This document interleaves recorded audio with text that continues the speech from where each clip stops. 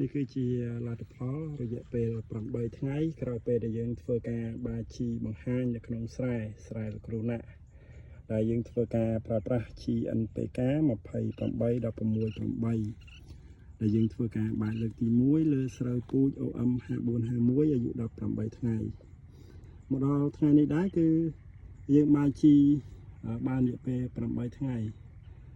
ស្រូវអាយុ26ថ្ងៃហើយយើងឃើញថាដើមវាចាប់ផ្ដើមបែកចាប់ដើមរីកធំហើយពណ៌វាបៃតងអត់តាន់ធ្លាក់ទេបាទហើយយើងធ្វើការបង្ហាញនេះទៅលើដីស្រែដែលយើងធ្វើក្នុងរដូវកាលគេថារដូវក្តៅអញ្ចឹងណាព្រោះយើងបាចថ្ងៃទី1ខែ5និយាយពីទឹកក្នុងស្រែវិញក្តៅបាទក្តៅយើងដើរកាត់ណាអ្វីដែលសំខាន់ពេលដែលមុនពេលយើងបាជីស្រូវក្រហមហើយស្រូវអត់មានកម្លាំងទេតែឥឡូវយើងបាជីហើយយើងឃើញថាស្រូវល្អមែនទែនពណ៌វាគឺបៃតងចាស់តែម្ដងហើយស្រែហ្នឹងក៏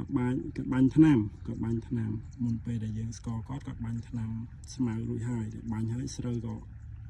អន់ក្រិនអត់ចង់ឡើងទេតែឥឡូវយើងបាជីបាញ់ថ្នាំហើយយើងឃើញស្រូវយើងល្អមែនទែនបាទ